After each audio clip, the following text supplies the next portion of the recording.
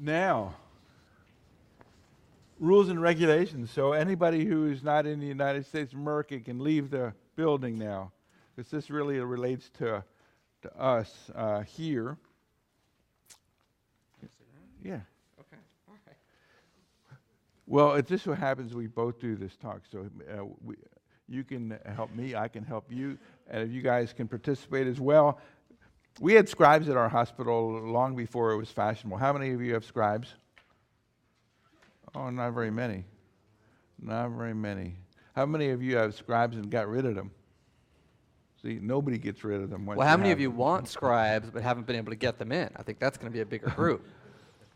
Well, you know, and then I would ask of those of you who want them, how many of you are hospital employees?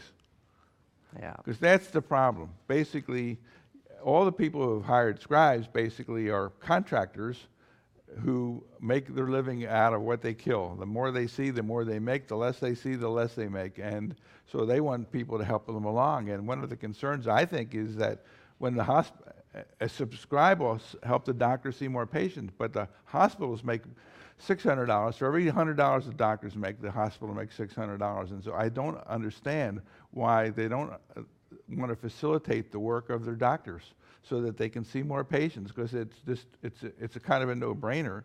And to make it even worse, now they've encumbered them with these inventions of the devil known as the electronic medical record. So now you're going to see patients even slower. And I was mentioning out front, as this is an aside, that if you use the EMRs, New York Times, September 12th, 2012 issue, you can read in there about how electronic medical records are actually paying for themselves, because all the hospital, the government has paid lots and lots of money to put that electronic medical record in your place. This article basically said the levels of fives that are being coded as a result of these records are going through the roof. One hospital, the level 5s went from 50% to 80% as a result of electronic medical record because of macros, cloning, checking that box, all other systems are negative. And so, and this is not unique to one hospital, this is a system-wide kind of thing. Medicare is paying much, much more for the care of their patients with electronic records in place compared to when they weren't. And so the Office of Inspector General is kind of curious about how this phenomenon, because really what it reflects, honestly, is fraud in terms of documentation over being done for these cases. So Medicare is paying twice. They're paying more for their patients, plus they're paying to help you install that system. So this thing about scribes, those of you who have them, just a couple things here. They can't enter orders into the CPOE. Because you have to do that, because this is supposedly preventing errors from occurring, so that's out. And then there's this also issue about, well, what parts of the chart can they do? Can they do any of it alone? And actually, when this was written by Kevin Clower, who's now a lawyer, and he basically is in charge of about 700 providers, largely around the Ohio and central part of the country, and they basically don't allow their scribes to put anything in without the physicians doing it. But other areas basically allow them to do the same things that you could do in a doctor's office. They go to the doctor's office, they hand you a clipboard, and they say, put down all your past medical history, put down the medicines you're taking, put down this, that, and the other thing. And so to the extent that you can do that on a clipboard in a doctor's office, they say scribes can do that as well. Yeah, but they are pretty explicit that if they are doing that they need to sign their own work, right? So if a scribe writes something in a chart, be it some element of the history or review systems, whatever it is, they need to sign that chart separately from what the physician's signature is and indicate what part of the charts that they were responsible for. And not only that, they basically have to say that they acted as scribe for Dr. So-and-so. That's right. That little phraseology has to be there. And the chart has to be signed by them at the time of their work. They can't go home and sign it tomorrow kind of thing. And they cannot, and the doctor in these cases cannot use a stamp with his or her name on it. This has to be authenticated in writing by the doctor, yet that's supporting the fact that scribe did that, which is kind of unique because there's a lot of things you can use a stamp for, but this is not one of them. There's also all of these rules about, they need to know about, need to be in compliance with all the hospital rules and regulations. They need to know about HIPAA. They need to know about the fire extinguishers. They need to know all the CPR. They need to know all of those other things that everybody who works in the hospital is supposed to do. They need to have a job description. Orientation and training. They have to have a competency assessment that what they're doing is okay. Performance evaluations, and so they made it pretty miserable in terms of. I mean, when we had Scribes, competency evaluation, right? Sure, we had none of that stuff. The Scribes were our clerks, EMTs, those kinds of things. We had 2 people in medical school who had taken these foreign things which they hadn't passed. So we had doctors as Scribes, actually, 2 of them.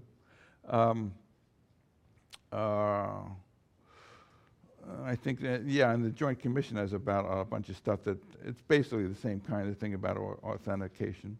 And no CPOE, forget that. So in some ways, they're basically kind of like not as helpful as they could be in the past now that there's these computers out there. How many of you have EMRs? So most of you have the invention of the devil in your places. What are the second question? Any questions before we move on to the next one? Scribe-related kind of thing? Scribes? Those of you who have Scribes, do you think that they're cool? Like you look forward to using them, and you think it's a great addition to your practice? I need some people say yes. To embarrass the people who don't have them. The people who don't have them need to be more militant and say, hey, listen, I need some help here, kind of thing, to move the patients and see the same number of patients we saw before and make the satisfaction and all of those other things. And to tell the hospital, I will make you more money if you facilitate my work instead of encumbering it, as you are now doing. Because I know of no hospital, I know one hospital where the physicians are employees of the hospital and the hospital hired the Scribes. Because they just don't get it, You don't have any Scribes. You have residents. I have residents. They're professionally trained Scribes. That's right. The next thing Kevin wrote about is this idea about worker fatigue, shift work, and patient safety. Are there any kind of recommendations? Well, there's a whole bunch of stuff that says working long hours here is associated with a lot of mistakes.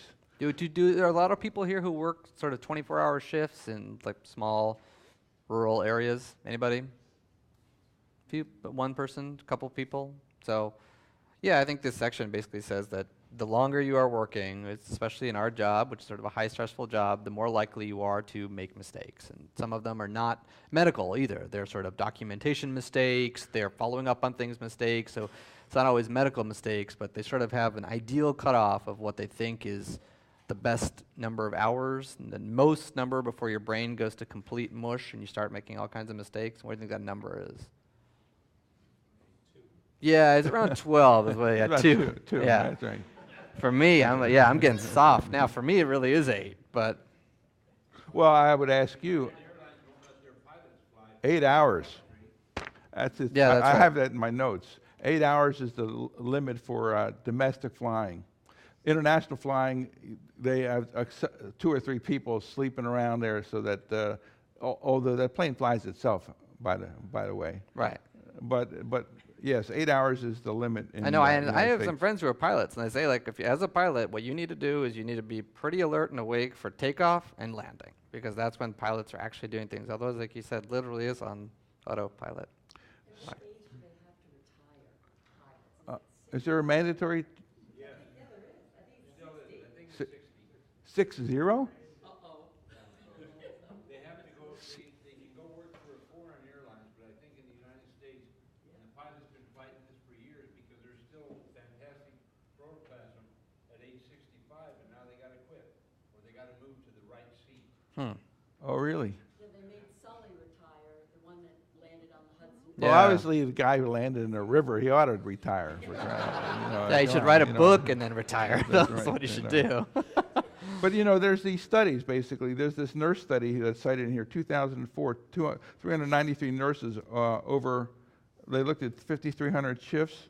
they worked, the nurses who worked shifts of 12 and a half hours or more were 3 times more likely to make an error in patient care. And they all work 12 hours. I mean, you know, they don't want to work 8 hours. They want 12 hours. They want to send the money back to the Philippines, and they want to get another job someplace else. So God knows how many hours a week they're working, you know. And any of you ever went from 12 hours to 8 hours? Will you ever go back to 12 hours? No. I did that. Not one doctor have I ever seen raise their hand and said, I'll go back to 12. Not one. And I've asked this question of thousands of doctors. I did that 30 years ago. Yes, I've known so many people who've gone from 12 to 8s. And yes, you have to work more often, you have to come in, but you go home and you're alive. You're not mean to the patients as much as you were before, kind of thing. And nobody will go back. And yet, the nurses do it. And they work as hard as the doctors, I think, you know. There's not really any difference. And yet, this is the national standard, 12-hour shifts. It's like, let me slug it out for 3 days a week, and I'll have 4 days off. But, let me pick up another shift at Mount St. Elsewhere Hospital on top of it. So, but there's no rules. I would love to see a lawsuit that claimed the reason when that error occurred is because you have not had adequate sleep, doctor. There was one, Rick. It's a famous Libby. Mount Sinai. Zion Oh, Libby Zion is actually, yeah. So, and yet there are still people pushing back on the training hours that you guys are required to mandate and thinking. I don't mandate anything. I mean, whoever mandates Or them. the RRC. I mean, they don't have much of a sense of humor about that stuff, though. And No, they're and very strict. the residents can turn you in for violating the hours and. Yeah, I mean, certainly at our residency, they monitor that stuff like you know, was sacred gold. Like if you go over this thing, you're really in trouble if you go over these resident work hours nowadays. I mean, it wasn't that way when I trained. We didn't have resident work hours, but wasn't that long ago. And you know, there are still people who are saying, well, you don't get the continuity of care that you got before, kind of thing. Generally, surgeons are into But that. I remember that my mode. trauma surgery days working Q2, 36-hour shifts. It's pretty painful. Well, it wasn't that long ago, but we can't do that anymore. So, I remember, we had no rules when I was doing this stuff, and I remember a person one night when I said, God, I hope she would die, because I was so tired and so miserable, and this is an ICU patient, and it was like, just please die. And, I look back on that thinking I was probably not a very nice thing to say, but... well, it's a good thing this is not being recorded or anything, so... No names will be disclosed here, kind of thing, Now, am I alone? Am I the only one who's ever said that? Come on, there you go. So they have all one the... who said it out loud on a taping. So there are no rules, though. There are no rules. Joint Commission has no rules, and CMS has no rules, and yet no other industry seems to, allow this to happen where there's any issues regarding safety. Yeah, but do you want them making those rules? Look at all the other rules they're making, and they're the bane of our Well, existence. all right, so I'm going to ask somebody who's in resident education, what do you think about these rules? Are these good or bad?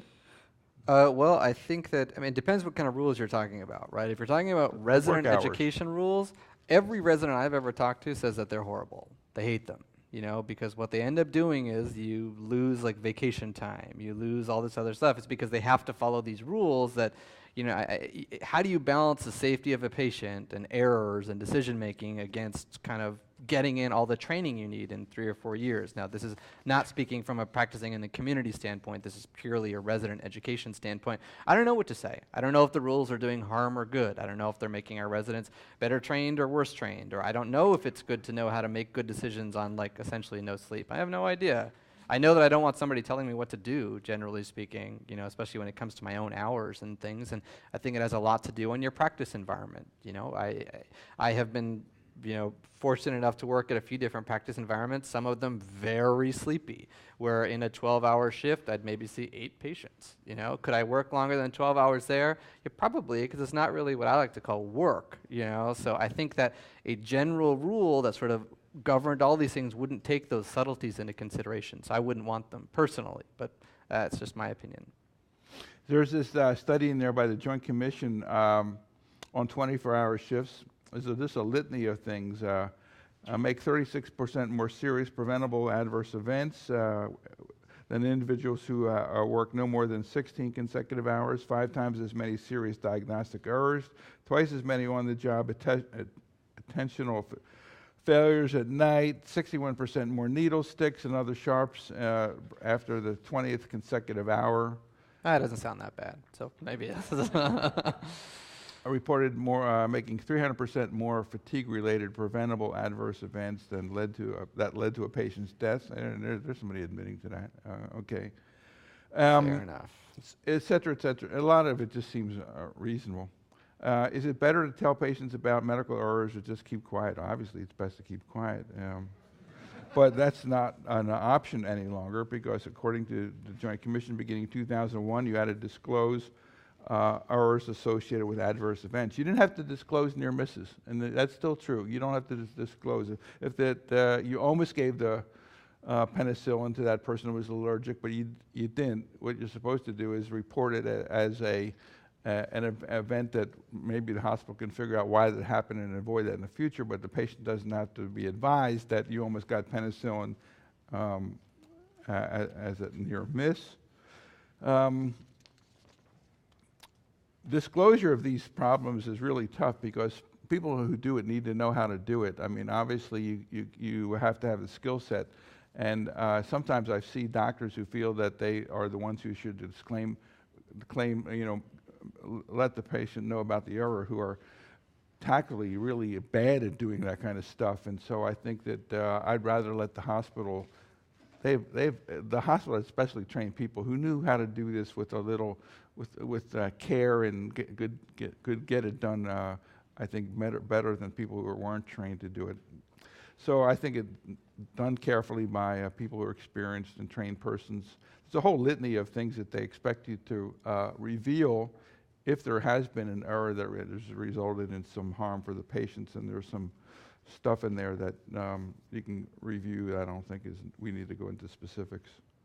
Apology laws.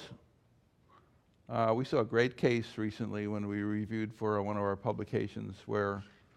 Does everybody know what apology laws are? This says that you're allowed to say I'm sorry when an error occurs. I'm sorry that it happened, and well, I mean, it's a good law. What the apology law is it lets you be a human being. Right, it allows you to say to another human being, a patient or a patient's family member, hey, I made a mistake and I'm sorry. I feel really bad about what I did. I think this is a great law to have in place. You know, well, there's a problem. I think. Well, but it's not in every state, just so you know. It's in 36 states, I believe. There are like 14 states that don't have them. So if you work there, I'll give you my own apology. Sorry, you know. But I think that the spirit behind the law is outstanding. You disagree, Rick? Well, the problem is that they're limited. They let you say I'm sorry, but most of them don't let you say it's my fault, and which is what you just basically said. Well, and no. There was a great lawsuit in California where, in fact, that's exactly what happened. The doctor said, "I'm sorry, it's my fault." And the apology law only says you're allowed to say you're sorry. You cannot admit fault. To the extent that you admit fault, that is outside the law, and basically you have given them stuff that now is admissible in court. They do not offer such protection for admitting fault. And there's in the thing is a specific case where they talk about it. But I saw a case. It was within the last year. Where somebody said in California, "I'm sorry, it's my fault," and whoop, it's the my fault part that you're really not allowed to say. At least in the state of California, there is this variability in terms of what they say, and you should probably know what your state allows. I think that the critical thing is you should look up what the apology law is specifically in your state, because it does vary from state to state. There is some variance in what you're allowed to say, but what is consistent across the board is you are allowed to say something with empathy and sympathy to your patient that you're very sorry that this happened to your loved one, you're happy to whatever, whatever. You don't have to say like, it is completely my fault, I did everything wrong and I stabbed them and now they're dead. Yes, that's not going to give you protection from that, but I think the spirit of it is that you should be allowed to sort of express your emotions about a case that goes poorly without having fear that now you are completely damned. Like, it's supposed to say like, I would love to go to this, mother of this child who just died and say, I'm really sorry that this happened, and protect you from then feeling like, oh, well, if I go up to them and say sorry, they're going to imply that I did something wrong and it's completely my fault, so better to just be a robot and not be a human being and not say anything. And the spirit of the law is supposed to be to allow you to do those things without feeling like you have automatically incriminated yourself and taken full responsibility for what you happened. can envision how unhappy a patient or their family would be, or angry is more likely the word, if you felt that you were not allowed to express sympathy when something went wrong, and that you had to act like Spock-like, and they'd say, the doctor didn't even say that, they were sorry. And so the 35 states that are, actually we listed the ones where the laws don't exist. But, it's a moving target, so I think it's probably worthwhile that you find out what your state has to say about it. Not only your state, but also your state may say that that's the law to apologize, but your malpractice area may have a different interpretation. I think that's a good point, and that whole... Because it's legal and you apologize, then your malpractice area may say, well, we didn't want you to apologize, and therefore we're not. Well, I think you have to be careful not to admit guilt in the process. And it's always best to have somebody there with you to acknowledge, oh, no, he didn't say anything about guilt. He just said, I'm sorry this happened, and I feel for you, and whatever. What everything shows is the family just want an explanation. They were so used to getting the Right. pass where no one would talk to them about any kind of mistake. That's right. They don't know what happened. Right, and so now the hospitals, when there is an error, whether it was committed by you or not, basically are going to disclose this. And so there's always this tension between your attorney says don't say a word kind of thing, and the hospital is obligated Disclose the error. talk about this error and explain it. And if you are part of that error kind of thing, they're going to talk about you as well. So the idea is having your representatives there kind of thing. I think that they can't throw you underneath the bus, but it's clear that they have some obligation, because exactly right, the patients want an explanation of what the heck happened here. And so I think that there is some clear conflict, because our tort system basically says, tell no one about it, because then they're going to say, who did you ask? I told Sanjay. Then they're going to say they're going to get his deposition about what I told him, kind of thing. So it's a real mess the way we're working now. As a matter of fact, Florida and Georgia have initiated in their legislature no-fault malpractice situation, which is going to mimic New Zealand in terms of it's basically focused on a workers' comp kind of thing.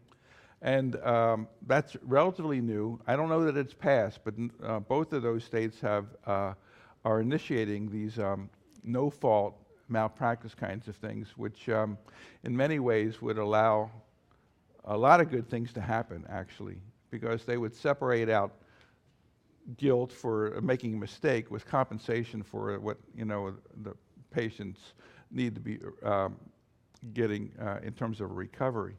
Because one of the things that is happening now is malpractice claims are going down dramatically.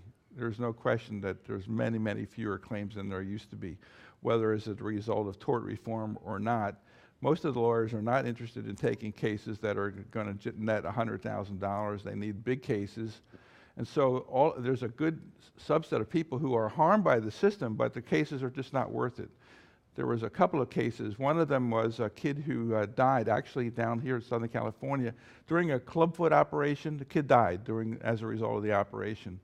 Well, a dead kid is not worth anything from an economic point of view. There's no lost wages you can talk about. There's a $250,000 limit on pain and suffering in the state of California. So the bottom line is there's nothing for them to go out. So they couldn't get a lawyer to take their case. An anesthesiologist's mother had a knee replacement. She died shortly, days after having the knee replacement. He could not get anybody to take his case. Clearly something went wrong, but his mother is not worth anything economically. It's an 80-year-old lady. They're not worth anything. And so here was an injustice, but nobody would take his case. Under the no-fault system that they're talking about, cases that were not cases like that could go before this panel, and they would make their case. And if there was money to be change hands, they would change hands. So it would also lower the threshold so that patients who seem to have gotten harmed would not have to, have a $500,000 case for an attorney to take it. Bad baby cases and things like that. You want to kill people. You don't want to maim them. That's the general rule of malpractice. You want no maiming. Yeah, but on the other hand, isn't that going to invite a bunch of lesser suits? These are not suits. These are not suits. These are going before administrative But still, something experts. that comes to me, then you're going to, now if they're, Yeah, it's going to lower the. Dick and Harry saying, hey, what the heck, maybe I can get 5 or 10 grand out of it. It's going to lower the threshold. But there's also these physician review boards to see whether you qualify or not. It's not. You can't. Not everybody's going to go before this panel kind of thing. There's a couple cuts before you get there. But yes, it'll lower the threshold. Bottom line. 5 minutes. Pick some good ones. What are the regulatory visitors? Well, one of the things that comes up about visitors is they're recording visits and taking pictures while you're suturing. You can run into that kind of thing.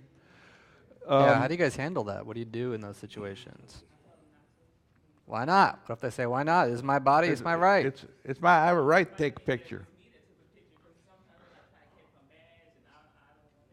So everybody flips their badges I get around. it. Believe me, I get it that it makes us very uncomfortable, extremely uncomfortable. I'm uncomfortable just talking about it up here. But if somebody says to you, why not? Isn't this within my right to do this? If I can take a picture of you repairing my laceration if I want to, why not? Because you need to have an answer for this, because this is going to become more and more of a problem. Is that true? Is there a hospital policy that says they can't take a picture of their own laceration? Well, I think that's... Sometimes it's true. I think that's the general. The general is to put up this big sign that basically is a kind of a pro-patient sign that says for the privacy of the patients in the emergency department, we would prefer, there are no pictures allowed to be taken or recordings allowed to be made. So it's basically about, this is privacy for everybody, not just this person. Now, if it's a different story, you're in the suture room here, and they want to take a picture of their wound being sutured up. Well, that's a little different story, and I think well, that's but tougher. I think you can still use the same argument. I think what Rick said really just hits the nail on the head. You have to make it to the bigger emergency department. That is really the critical thing here, because We're even protecting if you're you. in a closed room with the door, somebody could open the door, walk in and ask a question, and accidentally have themselves on film. You need to make that really clear to them that this is not because I don't want you to take a picture of it. It's because it has to do with the privacy of everybody in the emergency department. Even if someone is talking outside the door, perhaps it gets picked up on your iPhone, your video camera, and we can't have that.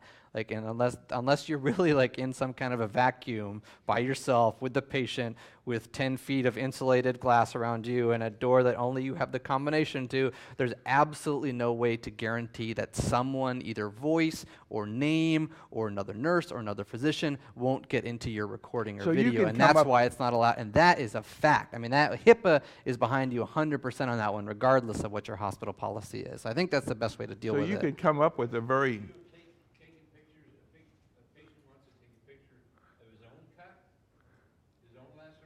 Or a video. Yeah, that's been coming up where people want to do that, and it's so much. I care. It's so much easier to hide behind it's the hospital's policy. That's the same thing people are hiding behind with regards to the use of narcotics. I'd like to help you out, but it's hospital's policy kind of thing. So you could say that, you can envision a very nicely worded sign that basically is focusing on the protection of everybody's privacy in this era of cell phones that take pictures and record Yeah, movies. if you have a hospital policy, obviously that's the best. But if you don't, or you're not sure, I think focusing on sort of everybody else's privacy is... Nice big sign there, nicely worded, And it's even useful to say to the patient, even if I wanted to take a picture of this, I couldn't. Like my My hospital boss policy won't let says I me, can't. Like that. I think That's that right, can carry that's some right. weight too. So, and you also know time. about when you or your nurses or your clerks start taking pictures or doing things like that. UCLA just got hit for a big one. It was like posted 865,000. on Facebook or something, Yeah. and there was enough in there to identify Massachusetts who the General patient Hospital, was. $1 million. Signet, $4.3 million. A Rhode Island emergency physician was terminated and sanctioned and fined by the state medical board for discussing a case on Facebook. She provided enough detail that the patient's identity was discovered. So you don't want to lose your job But over that. I think in the era of the smartphone and these things becoming so more ubiquitous in our society as a whole, we're going to start running into all kinds of issues about this stuff. And there really hasn't, like text messaging is a great example of that. Like, I'm sure you guys currently have a system where occasionally you'll do a test, like a blood culture, throat culture, whatever it is, and a few days later you say like, you call back and get the results, or we'll call you or something like, can this be done via an automated system, via text messaging? Is that legal? I have no idea, but it's very interesting questions that are starting to come up about that kind of stuff. I've seen some providers and cardiologists at home asking for smartphone pictures of EKG. Bingo, that's a great example. Pictures of an x-ray, pictures of an EKG. What's the legality here? What does HIPAA have to say about this stuff? Actually, HIPAA's okay with that stuff. You don't need to ask patients permission to send records relating to their care. I mean, in fact, that's one of the questions that are in here that we didn't touch on. The one I wanted to get to was this. But I was just going to say, it is definitely okay to send it, but the question is the mechanism via which you send it, right? How secure is this channel? What if you mistype in the number and you end up sending it to somebody else with the patient's name on there? That's my point, is that it's more complicated. You can send it if you know that it's going to get there, but you don't know that for sure. So. This one came up. Diane actually asked this one. Does EMTALA mandate that all patients be transferred by ambulance? And the answer is no. That's it's easy. the sending doctor, but she was working she asked this about 2 weeks ago. So they wanted to send to her hospital a finger injury, and the sending hospital insisted that EMTALA required them to send the patient by ambulance. It was a 50-mile ambulance transfer for a finger injury. Diane was basically screaming at them, no, you don't need to do that, and the bottom line is that EMTALA does not require it. It is the judgment of the sending physician that is the determinant of what the vehicle is. And if it is not an EMTALA transfer, because the patient is stable, then in fact, once EMTALA is out of the situation, the hospital doesn't have to accept the transfer, and they can say, yes, we'll accept the transfer contingent upon you sending them by ambulance.